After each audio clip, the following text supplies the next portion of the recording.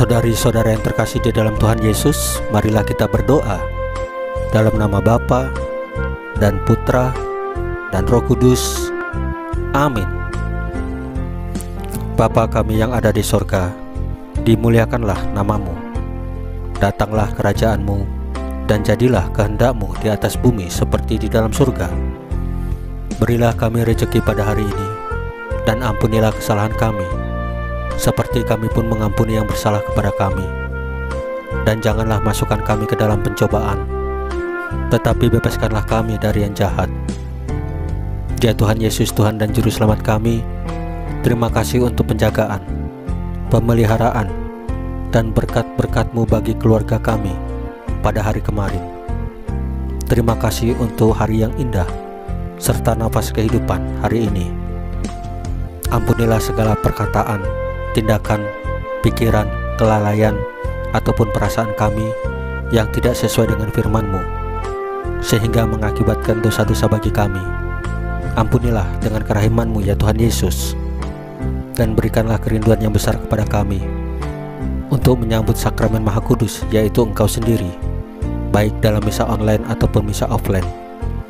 Ya Roh Kudus, hadirlah saat ini untuk memimpin dan membimbing kami dalam membaca firman Tuhan Yesus dan merenungkannya, sehingga kami mengerti maknanya dan dapat kami laksanakan dalam hidup kami sehari-hari di tengah masyarakat kami.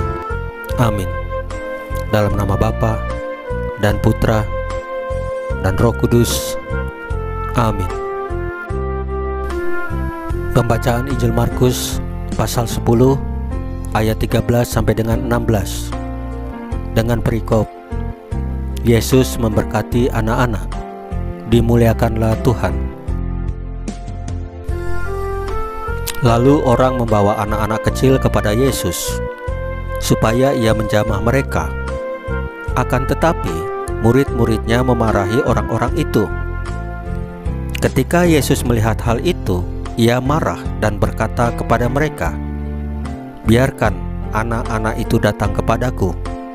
Jangan menghalang-halangi mereka, sebab orang-orang yang seperti itulah yang mempunyai kerajaan Allah. Aku berkata kepadamu, sesungguhnya barang siapa tidak menyambut kerajaan Allah seperti seorang anak kecil, ia tidak akan masuk ke dalamnya."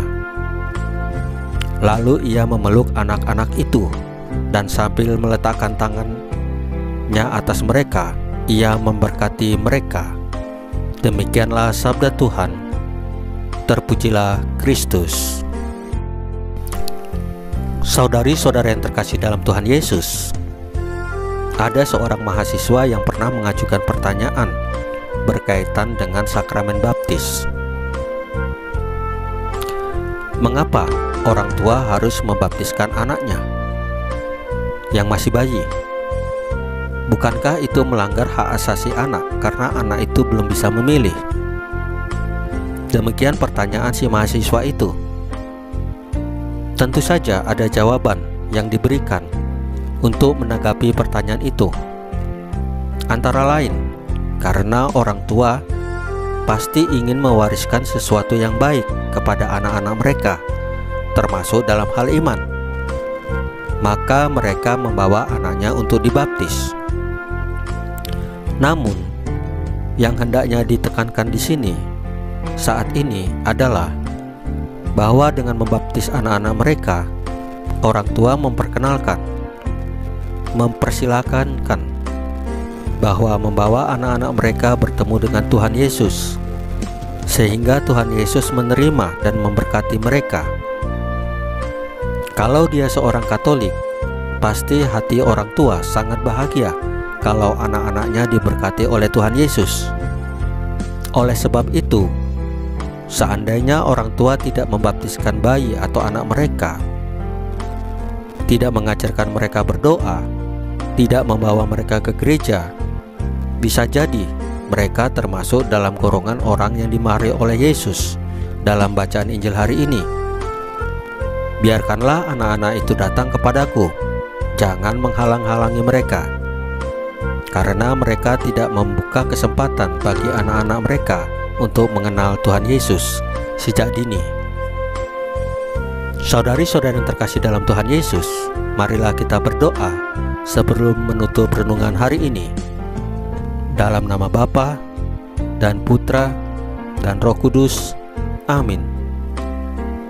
Tuhan Yesus, semoga kami menjadi pribadi yang mau dan mampu membawa sebanyak mungkin anak-anak kepadamu, sehingga mereka beroleh berkat.